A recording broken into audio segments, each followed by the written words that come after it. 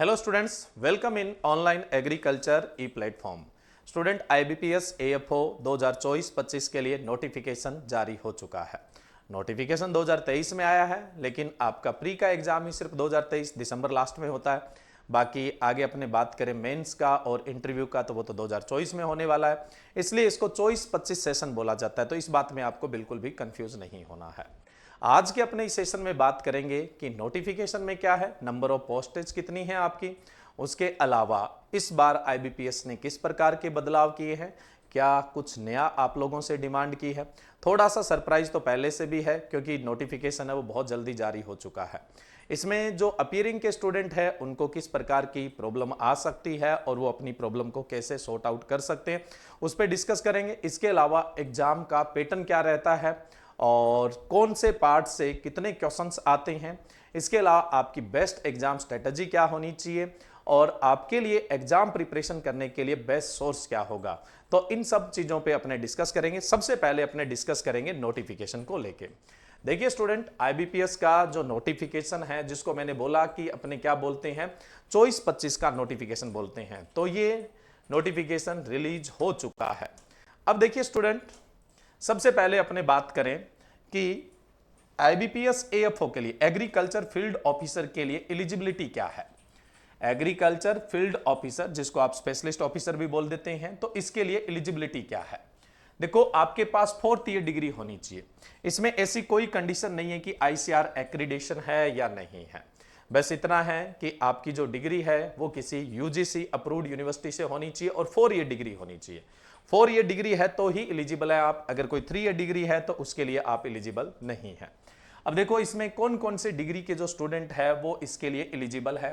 तो इसमें BSc agriculture, horticulture, animal husbandry, veterinary science, dairy science, fishery science, pisciculture, agri marketing and cooperations, cooperations banking, agro forestry, उसके अलावा BSc forestry, agriculture biotechnology, food science, agriculture business management, food technology, dairy technology, agricultural engineering, sericulture और fisheries engineering.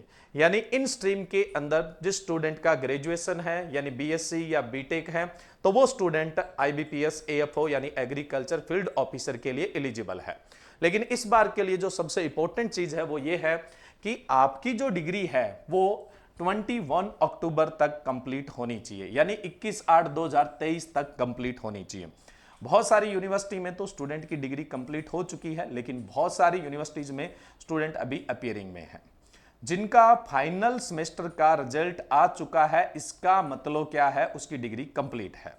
अब वो यहां पे अपना काम PDC से चला सकते हैं, प्री डिग्री सर्टिफिकेट जिसको बोलते हैं, उससे अपना काम चला सकते हैं। तो जिनका फाइनल मार्कशीट आ चुका है वो यूनिवर्सिटी जाके अपनी पीडीसी ले सकते हैं, इसके लिए कोई बड़ी फॉर्मेलिटी नहीं है।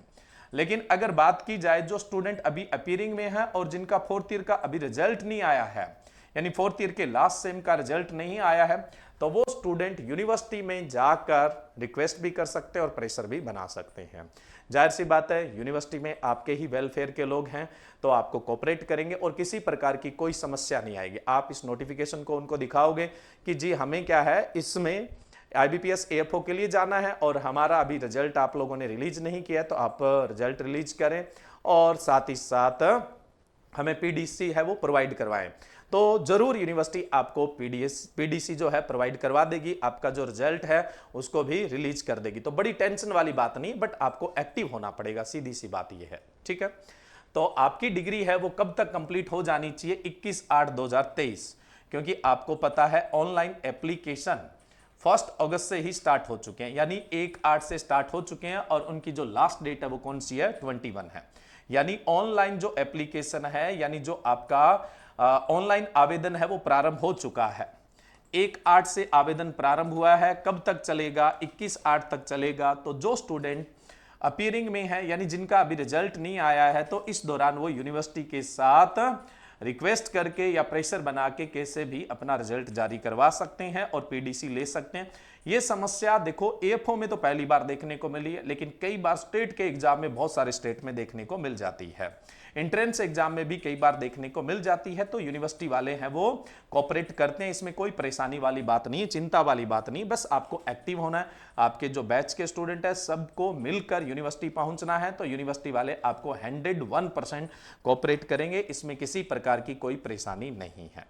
दूसरा, एलिजिबिलिटी में एज का जो सबसे बड़ा मैटर है, तो देखो एज की अगर अपने बात करें, मिनिमम एज 20 ईयर होनी चाहिए और मैक्सिमम है वो 30 ईयर होनी चाहिए। अब इस जो मैक्सिमम एज है ना, इसमें कुछ जो है वो रिलैक्सेशन भी है कैटेगरी वाइज। अगर मैं बात करूं SC ST में 5 ईयर का रिलैक्सेशन है, तो 5 ईयर रिलैक्सेशन का मतलब हो गया 35 साल तक आप मैक्सिमम एज के हिसाब से एग्जाम दे सकते हैं।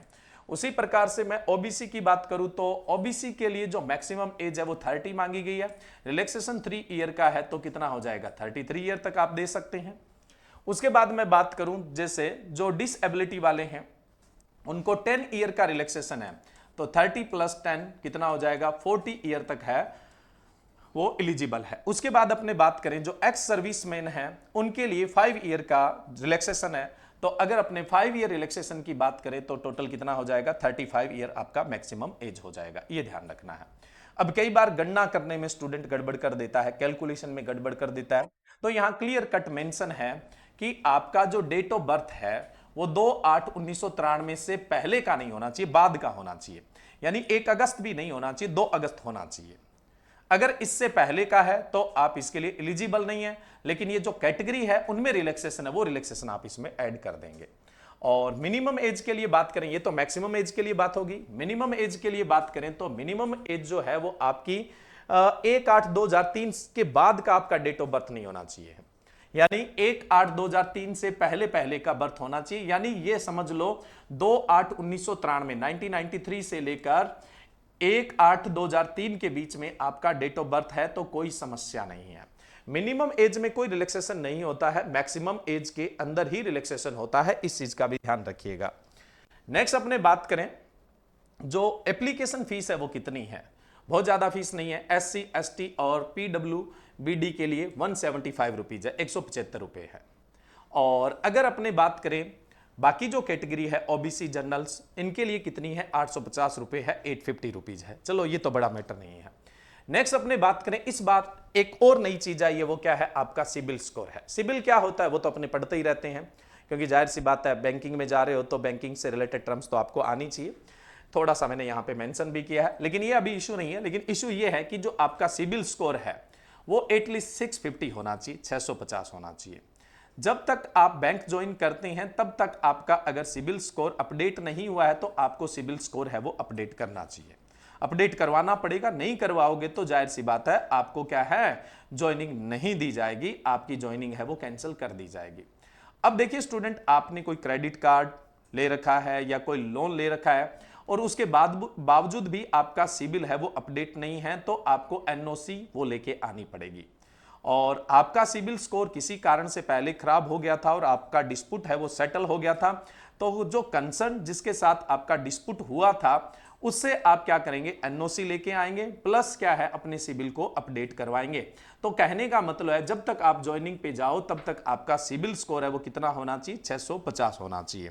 अब उन स्टूडेंट को बिल्कुल भी चिंता की बात नहीं है जिन्होंने अभी तक कोई क्रेडिट कार्ड यूज नहीं किया है, जिन्होंने अभी तक कोई लोन नहीं लिया है, तो उनके तो डिफॉल्टर होने के चांसेस नहीं है, बट सिबिल स्कोर है वो आपका अपडेट होना जरूरी होता है। अब अपने बात करें नंबर ऑफ पोस्ट कितनी आई है। देखो नंबर ऑफ पोस्ट तो 500 है, लेकिन अभी सभी बैंकों ने रिपोर्ट भी तो कहां किया है। इस बात में श्योरिटी है कि ये पोस्टें तो बढ़ेगी बढ़ेगी, पिछली बार भी बढ़ी है, इस बार भी बढ़नी है। अभी तक जो टोटल जो पोस्ट है वो कितनी बताई गई है 500।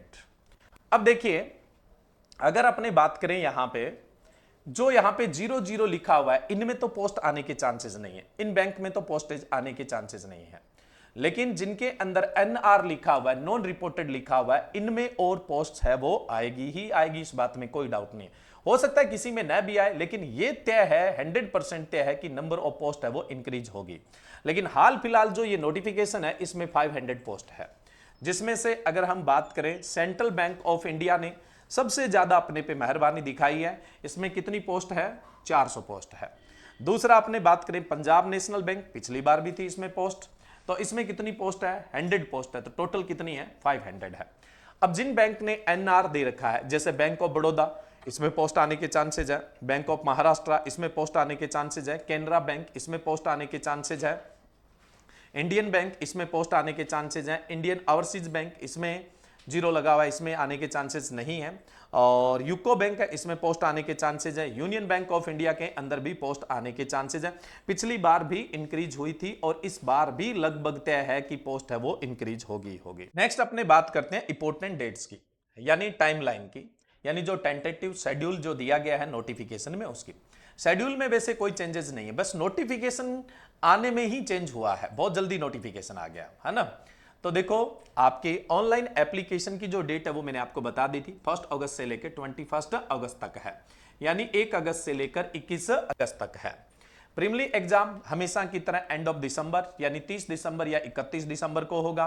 मेंस का जो एग्जाम है 28 जनवरी को होगा, और जो इंटरव्यू कंडक्ट होगा वो आपका होगा फरवरी मार्च के अंदर, फरवरी मार्च 2024 के अंदर, और जो फाइनल रिजल्ट है वो आपका लगभग ये मान के चलो अप्रैल 1 में आ जाता है, अप्रैल 2024 में आपका जो फाइनल रिजल्ट है वो आ जाएगा। ये इंपॉर्टेंट डेट है। नोटिफिकेशन की अगर डेट देखें और ऑनलाइन एप्लीकेशन की डेट देखें, इसके अलावा कोई और चेंजेस नहीं हुआ है, हमेशा की तरह ही आपका जो कैलेंडर है वो डिसाइड है। अब हम बात करते हैं एग्जामिनेशन पैटर्न क्या होगा। अब देखो जो स्टूडेंट पहले से एग्जाम दे चुके हैं, है ना, पहले से एग्जाम है वो दे चुके हैं, उनको तो पता है कि पैटर्न क्या होता है, बट जो नए स्टूडेंट है उनके लिए एक बार पैटर्न पे भी अपने डिस्कस कर लेते हैं। देखो एग्जाम है, उसका पैटर्न है कि वो 3 स्टेप में होता है, प्री, मेंस और इंटरव्यू। सबसे पहले आपका प्री का एग्जाम कंडक्ट होता है, अभी अपने बात की थी एंड ऑफ दिसंबर में होता है। प्री के एग्जाम में क्या होता है, देखो प्री का एग्जाम क्वालिफाई करना जरूरी है, लेकिन फाइनल मेरिट के अंदर इसके नंबर काउंट नहीं होते हैं।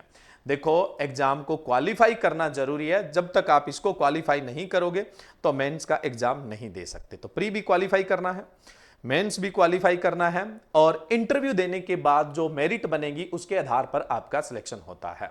तो फाइनल सिलेक्शन में मेंस और इंटरव्यू ही मैटर करता है, प्री का एग्जाम मैटर नहीं करता है, बट उससे आपको क्वालिफाई करना पड़ेगा। तो सबसे पहले अपने बात करें प्री के एग्जाम में कौन कौन से सब्जेक्ट रहते हैं, कितने कितने क्वेश्चन रहते हैं और कितने कितने मार्क्स के रहते हैं।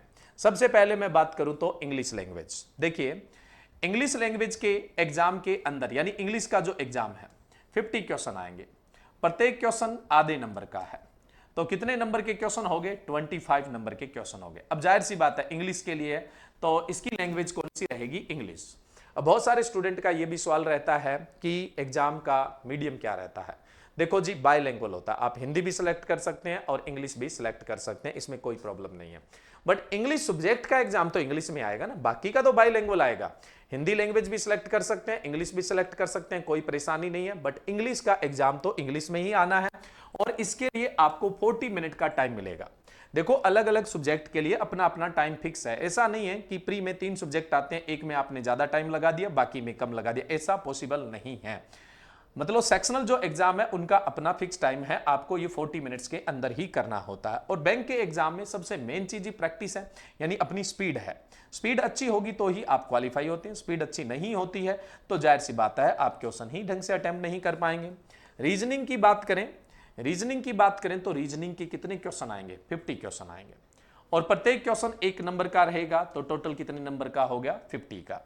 मीडियम इंग्लिश और हिंदी दोनों ही रहेगा, आप जो लैंग्वेज सेलेक्ट करेंगे उसी लैंग्वेज में आप पेपर दे सकते हैं, और इसको भी आप 40 मिनट में ही करेंगे, यानी इसके लिए आपको टाइम है वो 40 मिनट्स का ही मिलेगा। क्वांटिटिव एप्टीट्यूड्स यानी मैथ की अगर अपने बात करें तो मैथ के 50 क्वेश्चन आएंगे, और प्रत्येक क्वेश्चन 1 नंबर का ही है, टोटल मार्क्स कितने हो जाएंगे, 50 हो जाएंगे, और ये भी बाइलैंग्वेज रहेगा, और इसके लिए भी आपको 40 मिनट्स का ही टाइम मिलता है। अब बात आती है नेगेटिव मार्किंग की, तो नेगेटिव मार्किंग जो आपका मार्क्स है उसके 1/4 होती है, जो भी मार्क्स है उसका 1/4 होती है वो नेगेटिव मार्किंग होती है, सीधी सी बात है। टोटल जो नंबर ऑफ क्वेश्चन आएंगे वो 150 आएंगे, और टोटल नंबर कितने होंगे, 125 मार्क्स का होगा। 125 मार्क्स का आपका प्री का एग्जाम होगा, जिसको आपको क्वालिफाई करना पड़ेगा, और इन तीनों सब्जेक्ट के लिए टोटल आपको 120 मिनट्स का टाइम मिलेगा। अगर आप ये एग्जाम क्वालिफाई करेंगे तो फिर आप मेंस के लिए एलिजिबल होंगे। अब देखो क्वालिफाई करने के लिए कितने मार्क्स की आपको जरूरत पड़ती है, बहुत कम की जरूरत पड़ती है, बस कॉन्फिडेंस की जरूरत है, घबराहट की जरूरत नहीं है, कोई मुश्किल काम नहीं है, कोई हवा नहीं है, ये एग्जाम बहुत सिंपल है। दूसरे बैंकिंग वाले तैयारी करते बेचारे, उनके कंपैरिजन में तो बहुत आसान है। अब अपने पिछले साल की कट ऑफ की बात करेंगे, उससे आपको आइडिया हो जाएगा कि हाँ भाई इतनी कट ऑफ की ही रिक्वायरमेंट होती है। अब हम बात करें, आपने प्री क्वालिफाई कर दिया, अब आप पहुंचे मेंस के लिए। मेंस है वो एंड ऑफ जनवरी में होता है, 28 जनवरी को आपका मेंस का एग्जाम कंडक्ट होगा। मेंस का मतलब है इसमें आपका प्रोफेशनल सब्जेक्ट आएगा, प्रोफेशनल का मतलब है आपकी एग्रीकल्चर आएगी। अब एग्रीकल्चर के कितने क्वेश्चन आएंगे, 60 क्वेश्चन आएंगे, 60 क्वेश्चन। एक क्वेश्चन 1 नंबर का होगा, टोटल मार्क्स कितने होंगे 60, और नेगेटिव मार्किंग है वो 1/4 की ही होनी है। बायलैंग्वेज होगा, जो आप लैंग्वेज सिलेक्ट करेंगे उसके अंदर ही आपका एग्जाम होगा, और इसके लिए आपको 45 मिनट्स का टाइम मिलेगा, 45 मिनट का टाइम है वो आपको मिलेगा। अब एग्रीकल्चर में कौन कौन से सब्जेक्ट आते हैं, ऑलमोस्ट ये समझ लो कि आप जो बीएससी में पढ़ते हैं वो सारे ही सब्जेक्ट आ जाते हैं। कोई ये कहता है जी नहीं इसमें वेटेज ज्यादा है, इसमें वेटेज ज्यादा है, कोई पता नहीं लगता किस साल किससे क्वेश्चन ज्यादा उठ के आ जाए। पहले ये जो आईबीपीएस वाले बच्चे होते थे ये प्लांट ब्रीडिंग पढ़ते नहीं थे, फिजियोलॉजी नहीं पढ़ते थे, इकोनॉमिक्स नहीं पढ़ते थे, बोले यहां से तो क्वेश्चन आते ही नहीं है। अब देख रहे हो पिछले 2-3 सालों में क्वेश्चन आ रहे हैं। पहले कोचिंगों वाले भी नहीं पढ़ाते थे, अब वो भी पढ़ाने लग गए। तो मेरा मानना है कि बीएससी लेवल का एग्जाम है तो जो जनरल आपके सब्जेक्ट होते हैं, जो कंपटीशन में आप तैयार करते हैं, उन सभी सब्जेक्ट के क्वेश्चन आते ही आते हैं। जैसे एग्रीकल्चर करंट अफेयर, बहुत सारे स्टूडेंट अपना मोस्ट ऑफ जो एफिशिएंसी है, एनर्जी है, वो इसी पे लगा देते हैं। बहुत ज्यादा एनर्जी नहीं लगानी है, बस आपको बैलेंस के साथ ही पढ़ना। ऐसा नहीं है कि यहाँ पे कोई 30 क्वेश्चन आ रहे हैं, 50 क्वेश्चन आ रहे हैं, वही 2-3 क्वेश्चन आते हैं करंट अफेयर के। जनरल एग्रीकल्चर या बेसिक एग्रीकल्चर आएगी, एग्रोनॉमी जाहिर सी बात है आना ही है। आजकल माइनर पे बहुत ध्यान जा रहा है, मेजर पे कम ध्यान जा रहा है। आजकल के जो एग्जाम पैटर्न है वो देखिए आप, horticulture, animal husbandry and dairy science, soil science, seed technology, biotechnology, नजरअंदाज मत करना, अभी तक बच्चे नजरअंदाज करते आए हैं, तभी तो आप देखोगे कट ऑफ कितनी कम जाती है। नेक्स्ट अपने बात करें एग्रीकल्चरल इंजीनियरिंग, एग्रीकल्चरल इंजीनियरिंग, उसके बाद agricultural economics, extension education, fisheries science, plant breeding, apiculture, sericulture, lake culture और एग्रीकल्चरल स्टैटिस्टिक। तो इन सभी से आपके क्वेश्चन आते हैं। अब किसके क्वेश्चन कितने आते हैं, देखो प्री डिसाइडेड कुछ भी नहीं होता है, आपको बैलेंस में पढ़ना है, किसी पे भी बहुत ज्यादा जोर नहीं लगाना है। बस ये है कि आज के एग्जाम पैटर्न को देखते हुए माइनर सब्जेक्ट पे बहुत ज्यादा ध्यान जाता है, तो माइनर सब्जेक्ट को आपको स्ट्रॉन्ग करना ही करना है। बिना माइनर सब्जेक्ट के आप किसी एग्जाम को आज के टाइम तो क्वालिफाई नहीं कर सकते हैं। दूसरी रही बात, वन लाइनर पढ़ पढ़ के भी आप आज के एग्जाम तो क्वालिफाई नहीं कर सकते हैं। पिछले 1.5 साल में अगर कोई भी एग्जाम कंडक्ट हुआ है, अगर उस एग्जाम के क्वेश्चंस आप देखेंगे, क्वेश्चन मुश्किल नहीं है, वो मुश्किल इसलिए बन गए क्योंकि आपने उन सब्जेक्ट को टच ही नहीं किया है। तो सारे के सारे सब्जेक्ट है वो आपको टच है वो करने पड़ेंगे। अब अपने बात करते हैं लास्ट ईयर, जस्ट जो पिछला साल था, उसमें प्री, मेंस और फाइनल कट ऑफ क्या रही थी। सबसे पहले अपने बात करते हैं जो प्री के एग्जाम की जो कट ऑफ थी। देखो एक चीज इसमें यह होती है, सेक्शनल कट ऑफ क्लियर करनी पड़ती है, यानी हर सब्जेक्ट की जो कट ऑफ बनती है वो आपको क्लियर करनी पड़ती है। दूसरा, ऑल ओवर जो कट ऑफ होती है वो भी आपको क्लियर करनी पड़ती है। दोनों कट ऑफ आपको क्लियर करके चलना पड़ता है। इसका मतलब क्या है, जैसे मान लो प्री में इंग्लिश लैंग्वेज है, 25 नंबर का है। SC ST की जो सेक्शनल कट ऑफ गई थी वो कितनी गई थी, 3.50, और OBC जनरल की कितनी गई थी, 5.75। तो आपको ये कट ऑफ क्लियर करनी पड़ेगी। बाकी दो सब्जेक्ट में आपके बहुत अच्छे मार्क्स है और इस सब्जेक्ट में इससे कम है, तो उधर वाले इधर एडजस्ट नहीं होने वाले हैं, तो आप क्वालिफाई नहीं है।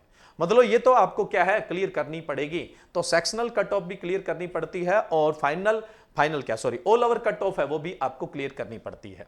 तो ये पिछले साल की कट ऑफ है। देखो 25 में से कितने नंबर लेने हैं, 3.50 SC ST को, और जनरल है उसको 5.75। कोई, अब जाहिर सी बात है इस साल 1-2 ऊपर मान लो, नहीं जाने के चांसेस है, लेकिन मान लो आप, तो बस आपको इस हिसाब से तैयारी करनी होती है। हल्के में भी नहीं लेना, हल्के में लोगे तो ये भी नहीं आएंगे। रीजनिंग की बात करें तो रीजनिंग 50 मार्क्स का होता है। SC ST की जो कट ऑफ गई थी वो 3, और जनरल OBC की गई थी वो 5.75। नेक्स्ट अपने बात करें मैथ की, तो 50 मार्क्स का था और SC/ST की जो कट ऑफ थी वो 3.5 और जनरल OBC की जो कट ऑफ थी वो कितनी थी, 6 थी। अब प्री की ऑल ओवर कट ऑफ की अगर अपने बात करें तो प्री की ऑल ओवर कट देखो SC के लिए थी, तीनों सब्जेक्ट की मिला के ऑल ओवर 17.75, ST की भी सेम ही थी, OBC की भी सेम थी, EWS की भी सेम थी और जनरल की भी सेम थी। तो ये कट ऑफ प्री की है, इसको आप क्लियर करेंगे तो मेंस के लिए एलिजिबल होंगे। अब अपने बात करें कि जो मेंस है उसकी कट ऑफ क्या है, तो मेंस की जो कट ऑफ है वो अपने कैटेगरी वाइज देखें, यानी जो अपना प्रोफेशनल सब्जेक्ट है यानी एग्रीकल्चर, जो सेकंड पेपर हुआ मैंने बताया था ना 3 स्टेप में एग्जाम होता है, प्री क्वालिफाई करना जरूरी है। लेकिन ध्यान रहे मेंस में जितने ज्यादा नंबर आएंगे फाइनल सिलेक्शन में उतना ही फायदा मिलेगा। अब देखिए जो SC है उसकी मेन की जो कट ऑफ है वो कितनी है, 27। कितने में से आई है, 60 में से। पीछे बताया था ना मेंस जो होता है वो 60 मार्क्स का होता है। ST की 22.25, OBC की 27.5, 27.5, EWS की भी 27.5 रही और UR की भी कितनी रही, 27.5। 60 में से ये मार्क्स कोई ज्यादा मुश्किल नहीं है।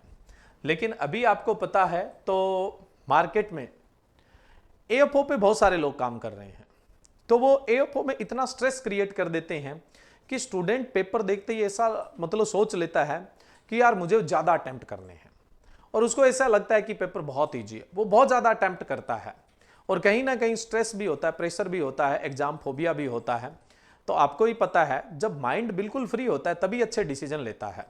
तो अब आपका माइंड स्ट्रेस में होता है या फिर आप एग्जाम को अंडर एस्टिमेट कर जाते हैं तो बहुत ज्यादा अटेम्प्ट भी कर देते हैं और स्ट्रेस होने की वजह से गलत अटेम्प्ट भी कर देते हैं, जिसको आप बाहर आके बोलते हैं सिल्ली मिस्टेक कर दी। तो इन वजह से हमेशा ही मेंस की जो कट ऑफ है वो लमसम इतनी ही रहती है। अब कभी भी देख लेना बच्चा एग्जाम से बाहर निकलता है, पेपर बहुत आसान था सर, इस बार तो लग रहा है कि जो कट ऑफ है वो 35 पार जाएगी, नहीं जाती भाई 35 पार, क्योंकि स्टूडेंट गलती करता है, इस बात में कोई डाउट नहीं है। और ये मार्क्स कोई ज्यादा मार्क्स नहीं है, ये कट ऑफ कोई ज्यादा नहीं है, आप इजिली क्रैक कर सकते हो। लेकिन ये ध्यान रहे आपको अच्छी जगह जाना है और इंटरव्यू के लिए जो कॉल है वो आपको चाहिए, तो इस क्रैक करने से काम नहीं चलेगा, फाइनल सिलेक्शन में दिक्कत आएगी। इसलिए आपको इस कट ऑफ से ज्यादा मार्क्स रखने होते हैं। एटलीस्ट ये तो मान के चलें इससे 10 प्लस हो तो ठीक बात है, भी 10 प्लस होंगे तो आपकी ठीक बात है। आप 27.5 की कट ऑफ देख रहे हैं तो जाहिर सी बात है आप 37 के आसपास मार्क्स अगर मेंस में लेके जाते हैं तो आप सेफ साइड होते हैं। इससे भी ज्यादा मार्क्स लेते जाओगे उतने ही क्या है आप सेफ साइड होंगे, उतना ही इंटरव्यू पे आप पे प्रेशर क्या होगा, कम होगा। तो मेंस पे बहुत ध्यान देना जरूरी होता है। अब समस्या ये भी आ जाती है कि जैसे अभी नोटिफिकेशन आ गया, स्टूडेंट सोचेगा प्री क्लियर करेंगे तो ही मेंस कर पाएंगे, नहीं तो मेंस कैसे कर पाएंगे। तो भाई प्री तो क्लियर कर दोगे, मेंस में मार्क्स नहीं बनेंगे फिर क्या कर लोगे। तो दोनों को मैनेज करके पढ़ना है आपको। आप सोचें कि एंड ऑफ दिसंबर एग्जाम है, अगला एंड ऑफ जनवरी है, 1 मंथ का टाइम मिलेगा और उसके अंदर हम कुछ भी कर सकते हैं। हर साल ऐसा ही होता है, एक महीने में कुछ नहीं होता मेंस के लिए। अभी से आपको बैलेंस के साथ स्टडी करनी पड़ेगी। 3 सब्जेक्ट आपके प्री के हैं, बाकी एग्रीकल्चर है। इसके लिए ऐसा शेड्यूल बनाएं कि आपका मेंस, देखो आपके लिए मेंस इजी पड़ता है, क्यों, क्योंकि आपने 4 साल बीएससी में पढ़ा है। आप में से कुछ ऐसे भी होंगे जो एमएससी वाले भी है, पीएचडी वाले भी हैं। नहीं जाना चाहिए एमएससी पीएचडी वालों को, एमएससी पीएचडी वालों को रिसर्च की जॉब में जाना चाहिए, बीएससी वालों की जॉब है बीएससी वालों को ही जाना चाहिए। लेकिन जाहिर सी बात है जाते हैं, इस बात में तो कोई डाउट नहीं है। तो अब जाहिर सी बात है आपने 4 साल 6 साल से एग्रीकल्चर पढ़ा है तो एग्रीकल्चर को आप कवर कर लेते हैं, लेकिन थोड़ा टाइम रख लो उसके लिए, प्री के लिए थोड़ा सा ज्यादा दे दो, लेकिन टाइम तो आपको देना पड़ेगा, बिना टाइम तो काम नहीं चलने वाला है। ठीक है, अब देखो नेक्स्ट क्या है, इंटरव्यू। अब अपने फाइनल कट ऑफ की बात करें। देखो फाइनल कट ऑफ यानी आपने मेंस का एग्जाम दिया, अब मेंस का एग्जाम की कट ऑफ आप क्लियर करते हैं, क्वालिफाई होते हैं, तो आपके लिए इंटरव्यू कॉल होता है। अब इंटरव्यू कॉल, आपने इंटरव्यू दिया, इंटरव्यू 20 मार्क्स का होता है। कितने मार्क्स का होता है, 20 मार्क्स का होता है। अब देखो इंटरव्यू और मेंस, मेंस कितने का था, 60 का, लेकिन इसे प्रोपोर्शनली 60 को कितने में चेंज कर दिया जाता है, 60 को कितने में कन्वर्ट कर दिया जाता है, 80 के अंदर कन्वर्ट कर दिया जाता है। जो आपको कट ऑफ दिखाई गई है ये 60 में से है, ये जो कट ऑफ है ये 60 में से, ध्यान रखिएगा, ये 80 में से नहीं है। अब इंटरव्यू हो जाएगा, उसके बाद 60 को 80 मान लिया जाएगा, उसी रेशियो में आपके मार्क्स है वो कन्वर्ट कर दिए जाएंगे। तो अब मेंस का वेटेज है वो फाइनल सिलेक्शन में कितना हो जाएगा, 80% हो जाएगा, और इंटरव्यू का कितना हो जाएगा, 20% हो जाएगा, और इसके हिसाब से मेरिट बनेगी, वही स्टूडेंट सिलेक्ट है। और उसके आधार पे हम बात करें कि लास्ट ईयर का फाइनल कट ऑफ क्या रहा था। अब फाइनल कट ऑफ 80 में से नहीं है, फाइनल कट ऑफ 80 + 20 यानी 100 में से है। ये जो फाइनल कट ऑफ आपको दिखाई जा रही है ये कितने में से है, 100 में से। आप समझ रहे हैं ना, प्री तो जस्ट सिर्फ आपको क्वालिफाई करना है, मेंस है वो 60 मार्क्स का है, और इंटरव्यू है वो 20 मार्क्स का है। लेकिन फाइनल रिजल्ट डिक्लेयर होता है उसमें जो मेन 60 मार्क्स का था उसे प्रोपोर्शनली 80 में बदल दिया जाता है, 60 से उसको किस में कन्वर्ट कर देते हैं, 80 में, और उसी आधार पे आपके नंबर आए हैं उसको भी क्या है, कन्वर्ट कर दिया जाता है। तो अब मेंस का प्रोपोर्शन हो गया 80 का, या वेटेज हो गया 80 का, और इंटरव्यू का हो गया 20, और ये आपके 100 में से जो नंबर आते हैं वो फाइनल सिलेक्शन के लिए होते हैं। तो पिछले साल की जो फाइनल कट ऑफ है वो कितनी रही थी, जनरल की 63.2, एससी की 55.67, एसटी की 50.60, ओबीसी की 62.67 और ईडब्ल्यूएस की 61। ये cut off final cut off है। मतलब आपको 100 में से लगभग इस साल 65 से 70 की प्रिपरेशन अच्छे से करनी। प्रिपरेशन तो 100 की करनी है, लेकिन इतने नंबर तो आपको लेने ही होते हैं, ठीक है।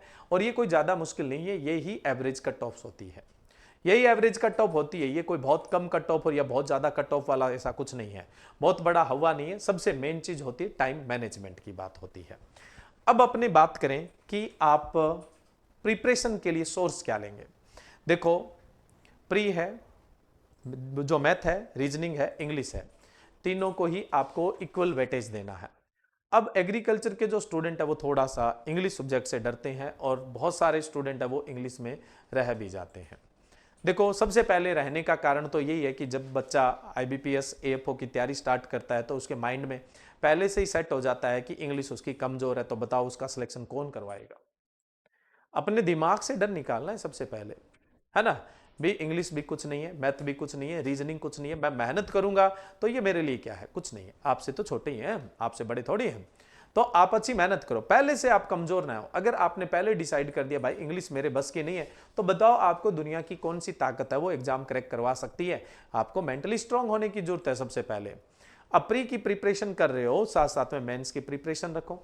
लास्ट के प्री के एग्जाम के 15-20 डेज के लिए आप सिर्फ प्री पे ध्यान दे देना, उस समय मेंस पे ध्यान कम देना, बहुत कम देना। ध्यान देना है आपको, थोड़ा कंटिन्यू रखना है, लेकिन बहुत कम ध्यान कर देना उसका। बस आप उस समय प्री पे ध्यान दे दीजिएगा। बहुत सारे ऐसे स्टूडेंट होते हैं जो प्री को बहुत नॉर्मल पढ़ते हैं और फिर भी क्रैक कर जाते हैं, और बहुत सारे स्टूडेंट ऐसे हो बहुत पढ़ते रहते हैं फिर भी उनसे प्री क्रैक नहीं होता है। ये सिर्फ टाइप मैनेजमेंट का ही खेल होता है और उनके दिमाग के स्ट्रेस का खेल होता है। अब हम बात करें आपके लिए बेस्ट सोर्स क्या है, बेस्ट प्लेटफॉर्म क्या है। देखिए, ऑनलाइन एग्रीकल्चर ई प्लेटफॉर्म आप लोगों के लिए हमेशा से ही बेस्ट प्लेटफॉर्म रहा है, जिसे कभी भी फर्स्ट रैंक की फोटो खरीदनी नहीं पड़ती है। उसके अलावा कभी भी किसी के साथ विवाद नहीं झेलना पड़ता है कि हमारा स्टूडेंट था या हमारा स्टूडेंट था, ठीक है। तो ऑनलाइन एग्रीकल्चर प्लेटफॉर्म पे आपको क्वालिटी स्टडी मिलती है। अब देखो, ऑनलाइन एग्रीकल्चर आपको ऑनलाइन व ऑफलाइन दोनों ही प्रकार के कोर्सेज प्रोवाइड करवाता है। सबसे पहले अपने बात करते हैं ऑनलाइन कोर्सेज की, इसकी क्या स्पेशलिटी है और इसमें क्या श्योरिटी है कि आपका सिलेक्शन होगा। तो देखिए स्टूडेंट, सबसे पहले तो इसमें आपको मिलता क्या है, लाइव क्लासेस मिलती है जो रिकॉर्डेड फॉर्म में भी सेव रहती है, जिसका सब्सक्रिप्शन आपके पास 1 साल तक रहता है। लाइव क्लासेस चलते हुए भी मतलब डाउट है वो आपके क्लियर किए जाते हैं, ऐसा नहीं कि आप बीच में नहीं बोलोगे, बिल्कुल आपके डाउट है वो साथ साथ क्लियर किए जाते हैं, है ना। ऐसा भी नहीं होता है कि डाउट को नजरअंदाज किया जाता है, ठीक है। ऐसा भी नहीं कि आपको ये भी नहीं आता है क्या, आपको 0 से 100 तक यानी बिल्कुल 0 से एडवांस लेवल तक पहुंचाया जाता है। वही क्लास आपकी रिकॉर्डेड फॉर्म में रहती है, ठीक है। हम इसमें बेसिक से एडवांस तक लेके चलते हैं। किसी स्टूडेंट को कुछ भी नहीं आ रहा है तो भी वो यहां से 100 होकर ही जाता है। स्पेशल डाउट क्लासेस रहती है। उसके अलावा पीपीटी का जो फॉर्मेट है वो इस तरह का होता है कि आपको देखते ही भाता है, बहुत सारी चीजें तो आपको देखते ही याद हो जाती है, ठीक है। और जो आज के टाइम में माइनर सब्जेक्ट है, जिनको लोग बहुत कम लेक्चर में, 2 लेक्चर में, 3 लेक्चर में सल्टा देते हैं, उन पे विशेष ध्यान दिया जाता है। और हर साल जो कंटेंट होता है उसको रीफ्रेम किया जाता है, क्योंकि जाहिर सी बात है हर साल क्या है, अपडेट आते ही आते हैं। इसके साथ साथ हाँ, ये इस बात की गारंटी है कि जो हमारा करवाया हुआ कंटेंट है, अगर उसमें से क्वेश्चन नहीं पढ़े तो एग्जाम देने के बाद भी आप फीस वापस ले जा सकते हो। नेक्स्ट अपने बात करें कंटेंट कैसा है, पढ़ाने की क्वालिटी कैसी है, इसके लिए हम आप लोगों को 5 डेज डेमो प्रोवाइड करवा रहे हैं। 5 दिन का डेमो प्रोवाइड करवा रहे हैं। ये 5 डेज जो डेमो है वो कब से स्टार्ट होगा? ये डेमो स्टार्ट होगा आपका 7 अगस्त से स्टार्ट होगा, 7 अगस्त से स्टार्ट होगा। ठीक है, 5 डेज का डेमो रहेगा। और जो स्टूडेंट डेमो में पार्टिसिपेट करेगा उसको उसको लगता है कि ठीक है मुझे यहां पर बेस्ट क्वालिटी मटेरियल नहीं, सबसे बेस्ट क्वालिटी मटेरियल मिल रहा है और सबसे बेस्ट क्वालिटी एजुकेशन मिल रहा है, उसी स्टूडेंट को ये ज्वाइन करना है अगर उसे ऐसा लगे तो। और उस स्टूडेंट के लिए जो कोर्स का प्राइस है उस पर 20% ऑफ होगा। अभी कोर्स ऑनलाइन कोर्स है, उसकी फीस 15,000 रुपीज है, थोड़ी ज्यादा जरूर है, लेकिन जाहिर सी बात है क्वालिटी जहां होती है वहां पे अपने को पे करना ही होता है। 15,000 रुपीज क्या है फीस है। जो डेमो में पार्टिसिपेट करेगा उसको 20% का डिस्काउंट मिलेगा। अब डेमो में आप कहां से रजिस्टर्ड होंगे? ऑनलाइन एग्रीकल्चर एप्लीकेशन से रजिस्टर्ड होंगे। डेमो के लिए रजिस्ट्रेशन स्टार्ट हो चुका है। जो स्टूडेंट डेमो में रजिस्टर्ड होंगे सिर्फ उन्हीं स्टूडेंट के लिए 20% डिस्काउंट होगा, बाकी स्टूडेंट के लिए 20% डिस्काउंट नहीं होगा। और ज्यादा जानकारी के लिए आप इस नंबर पे कॉल कर सकते हैं, बाकी जरूरत नहीं है क्योंकि मोस्ट ऑफ जानकारी मैंने आपको दे दी है और रजिस्ट्रेशन आप यहां से करिए, तो आपको ज्यादा समय बर्बाद करने की आवश्यकता नहीं है। अब देखो, इस ऑनलाइन कोर्स के साथ आपको कंप्लीट बुक सेट मिलेगा। इस कंप्लीट बुक सेट में क्या है? प्री की बुक्स आएगी, मेंस की बुक आएगी। हाँ, एक चीज और, ये जो चार्जेज है ये आपके प्री, मेंस और इंटरव्यू की प्रिपरेशन के, प्री, मेंस और इंटरव्यू की प्रिपरेशन के हैं, तीनों ही फॉर्मेट के लिए है। ठीक है, कोई एडिशनल चार्जेस नहीं है, कोई हिडन चार्जेस नहीं है। बुक्स की अगर अपने बात करें तो कंप्लीट बुक्स मिलेगी जिसमें प्री, मेंस और इंटरव्यू के लिए बुक्स रहेगी। टोटल जो बुक्स है वो कितनी बुक्स रहेगी? आपकी 20 बुक्स रहेगी जो आपको बाय पोस्ट आपके एड्रेस पर भिजवाई जाएगी। हालांकि एप्लीकेशन पे well arrange, well manage PDF notes है, लेकिन पीडीएफ नोट से पढ़ना मुश्किल काम है ना, इसलिए हार्ड कॉपी में शानदार बुक है वो बाय पोस्ट आपके एड्रेस पे जाएगी। हिंदी मीडियम के स्टूडेंट के लिए हिंदी मीडियम की बुक, इंग्लिश मीडियम के स्टूडेंट के लिए इंग्लिश मीडियम की बुक, और हिंदी मीडियम की बुक है वो गूगल ट्रांसलेट नहीं है, सबसे मेन चीज है ना, मतलब बढ़िया तरीके से उसको लिखा गया है जो आपके एग्जाम को क्रैक कराती है। ठीक है, उसके बाद अपने बात करें जो मॉक टेस्ट है। जो मॉक टेस्ट है उनमें वीडियो सॉल्यूशन दे रहे हैं इस बार।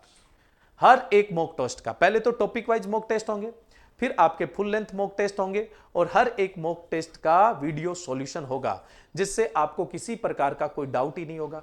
टेस्ट देने के बाद आपको कोई डाउट नहीं रहेगा, जब आपको वीडियो सॉल्यूशन करवा दिया जाएगा तो उसमें किस बात का डाउट, कोई किसी प्रकार का डाउट नहीं होगा। जो टेस्ट है वो बिल्कुल एग्जाम पैटर्न पे है ना, टॉपिक वाइज भी है और मॉक टेस्ट भी है। प्री और मेंस के 100+ टेस्ट है, उससे भी ज्यादा मिलेंगे, लेकिन अभी हम 100+ मतलब प्री के और 100+ मेंस के लिए जो टेस्ट है उनके लिए कमिटेड है। हालांकि हम इससे भी ज्यादा लगभग डबल की क्वांटिटी के अंदर आपको टेस्ट प्रोवाइड करवाएंगे, लेकिन अभी जो मैं कर सकता हूं सिर्फ वही बता सकता हूं।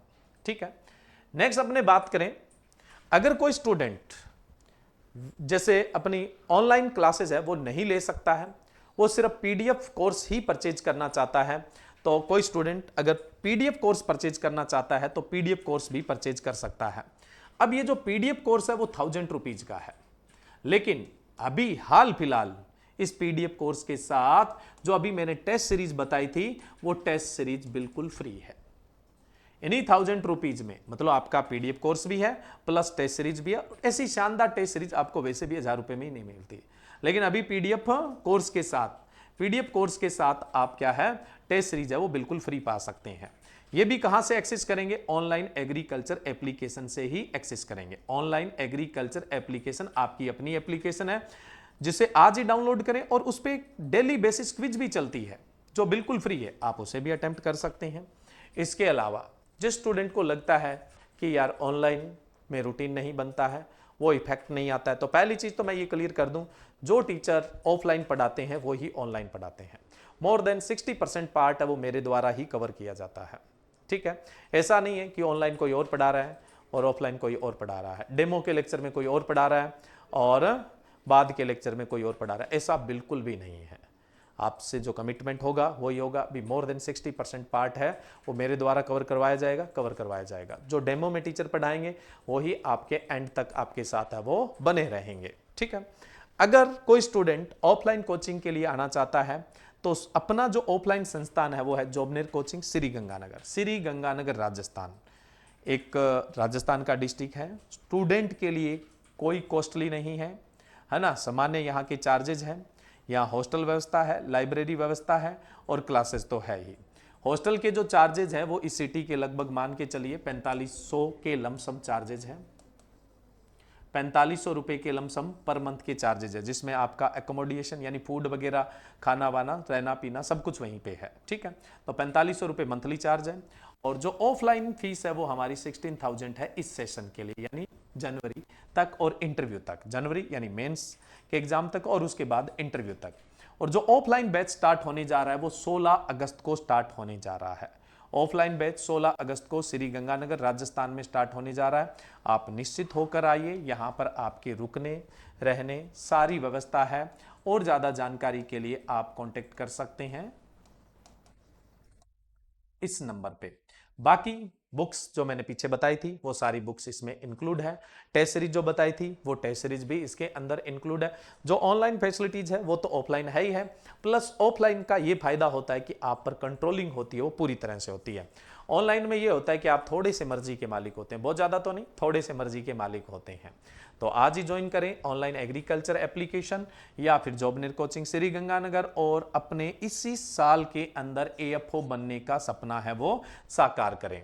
इसके बावजूद भी आपके किसी प्रकार के कोई क्वेश्चन है तो आप कमेंट बॉक्स में चैट के अंदर आप अपने क्वेश्चन है वो दे सकते हैं और मैं उनका रिप्लाई है वो हर संभव करूंगा, है ना। एक आधा दिन लग सकता है लेकिन आपके जो कमेंट्स होंगे उनका रिप्लाई आपको किया जाएगा। आपको किसी भी प्रकार का कोई डाउट है तो आप पूछ सकते हैं।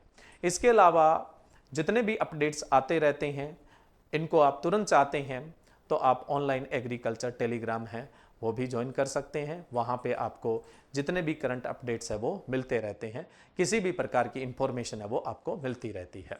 Okay, thank you.